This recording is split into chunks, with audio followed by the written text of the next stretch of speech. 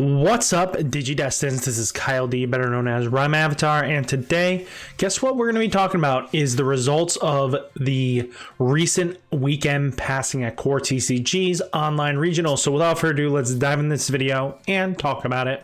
Well, guys, hopefully you can bear with me for a little bit as the audio is going to be a little wonky as I work and fine-tune my nephew's setup while he's away in Florida and kind of helping him get ready to live stream himself. I'm just that cool uncle, apparently. Without further ado, let's get into this and talk about it. First off, I know the audio is kind of wonky. We'll fix this.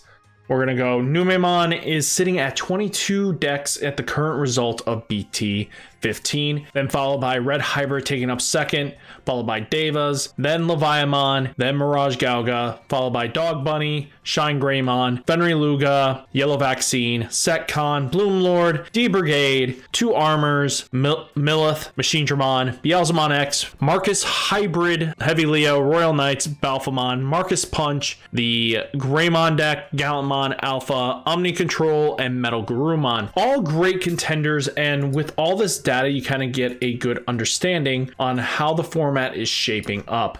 If we took this and created another chart, we should be able to make this into a pie and kind of get a good idea of what's going on. Mayons taking up at least 17.9, close to 18% of the format. Then you have 13% in Red Hybrid, then followed by close to 12% in Devas. These are kind of your big three. They're going to stay like this.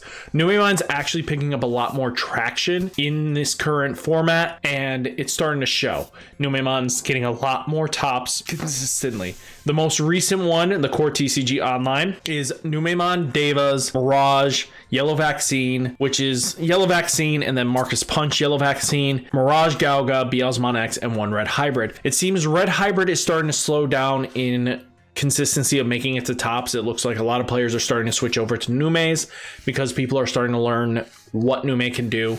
Just a recursive sticky body is just really annoying at times, and that's kind of starting to show what it needs to be. And then you also showing that there has been an excessively a large decline in Leviamon X as we've been going on in the format. Recently, Leviamon, I think, only has a few tops as in general. If you take a look at it right now, Levia is sitting somewhere with 13 tops. In the last couple events, in the last four, we had one Levia, two Levia, no Levia in this one, and then another no Levia here. But showing in the last four events, it's not converting well as it used to. It seems that the increase in Mayons might be causing this, or another reason could be players are starting to learn to adapt better to it, learn how to play around it. Stuff like that does matter and comes up when it comes down to competitive play. Once you start realizing what the deck does, people are starting to attack against it. That can lead to being problems in the long game. Stuff like that you need to take into account. Here was the top 16 decks. You have Nume, Deva, then you do have Mirage Galga, Mega Gargo, Mirage Galga, Beelzemon X, Devas, Yellow Vaccine, Red Hybrid, Mirage Galga, Nume, Yellow Vaccine again, which was more of a Marcus Punch style, and then Deva. With that, you take this into account that this format is definitely shaping up to be very interesting, and it looks like you could definitely take any of the two big three and you'll definitely get a lot far. And I like where that's going. Taking a look at Dan Vang's list, really good player as always. His online records are ridiculously hard to top on the US. In person, we'll see if that converts well. Looking at this right now, we have a very similar list to last week's winner, and is playing in the in-person Play TCG's event list. Instead, took out one Chimeramon, brought in a Venusmon into the fold, took out a Platinum Nume, brought another Venusmon in, took out a Zord Defeat to bring in Shine Greymon Ruin mode, and brought into a Shine Omnimon Merciful mode as well. Taking out another Satsuki to compensate for these two big ones. You know, bringing in Merciful mode definitely helps out in certain matchups, especially in the mirror. You can remove threats in the Platinum Nume line that can get ridiculous, especially if you can get a couple Numemon X in the bottom. It gets it out of rotation and it's really hard for them to come back. It's showing that the purple base is actually having some good legwork to stand land on. I think maybe instead of going high on this, and I like that they went up to 4 this new May, you could probably take out of this new May and bring up some of these guys a little bit higher. From my testing, the 11 wasn't enough. I feel like you need to be at close to 12 or maybe 13 after playing in the event myself. I felt like I was just missing out on rookies, and when I didn't see a rookie, I was in trouble. And I think that's very important to take into account. Then here's a data list. It seems like datas are starting to tech this in a little bit more by suspending one of your opponent's Digimon 7,000 DP or less. Then one of your opponent's Digimon can't unsuspend until the end of your opponent's turn. When this Digimon would Digivolve, reduce the Digivolution cost by 1. It's not a bad tech. It's really interesting to see that Mihiramon is definitely seeing some decent play, even though it's a 1-up. And Tilemon being at a full play set. You have Mega Gargo Ace being that 1-of tech that seems to be converting quite well. They took out Bahumon, and that's no surprise here. Taking it out of it, though, the deck is pretty solid. I like the Heaven Judgment and the Fang Longmon. Just option removal in general is really good against the mirror, and threat removal as well.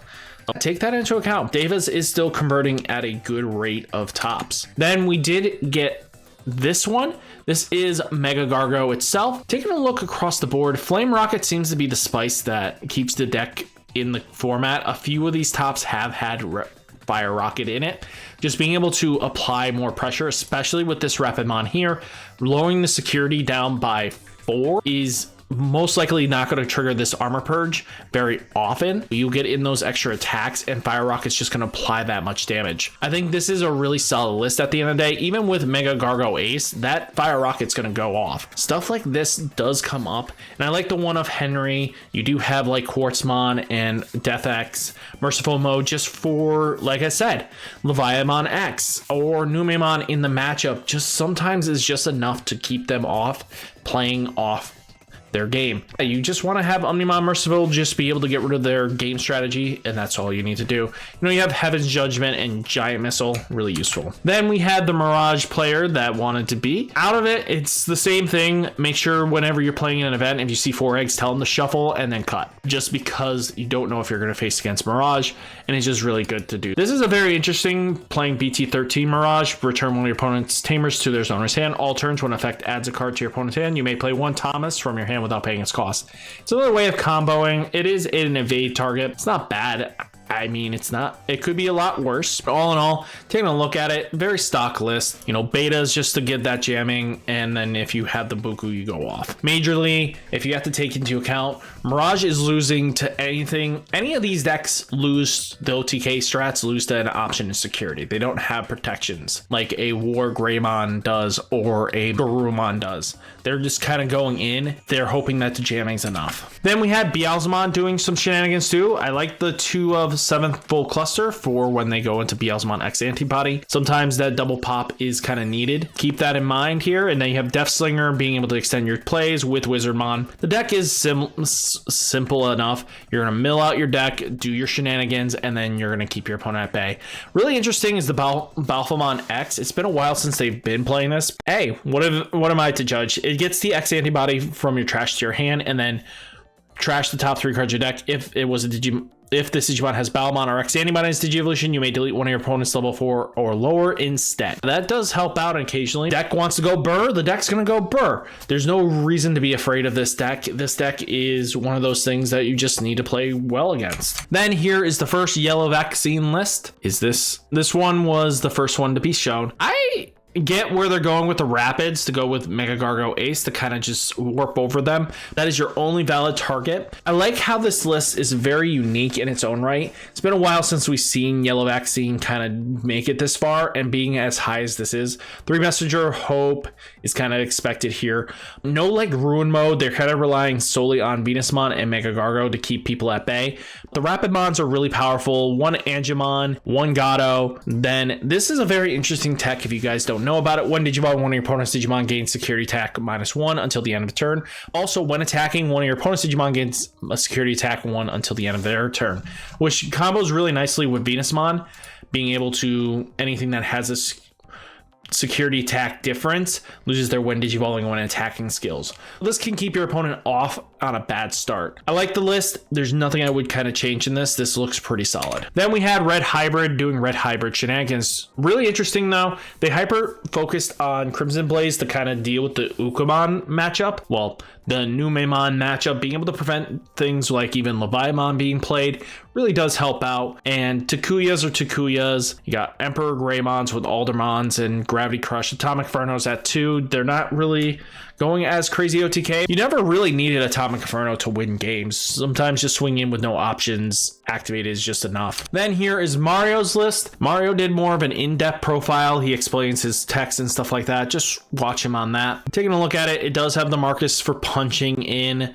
being able to combo in with the Geos and the Agus, giving it like a sort of mode shift for its yellow vaccine playstyle. Like the Rapid Mons are really powerful. You do have 2 Zephyrmon. You know, all in all, the deck is really solid. I have no objections here. It really came out and he did quite well with it. And you know, the Spicy Contorus horse is really cool. Just for the extra attacks in can lead to being some wins. I mean, it feels like an old classic yellow deck back in the day, and if it plays well, I think this is a really solid list, and I expect a lot more players to be on this going forwards just because of the hype behind it now. All in all though, taking a look at all this data we gathered, I'm really excited to see what the meta is going to turn up like, and from there we'll know exactly what we're going to be dealing with. So guys, how did you like this video? Hit that like button, hit that subscribe button, stay safe, stay healthy, and I'll catch you next one. Peace.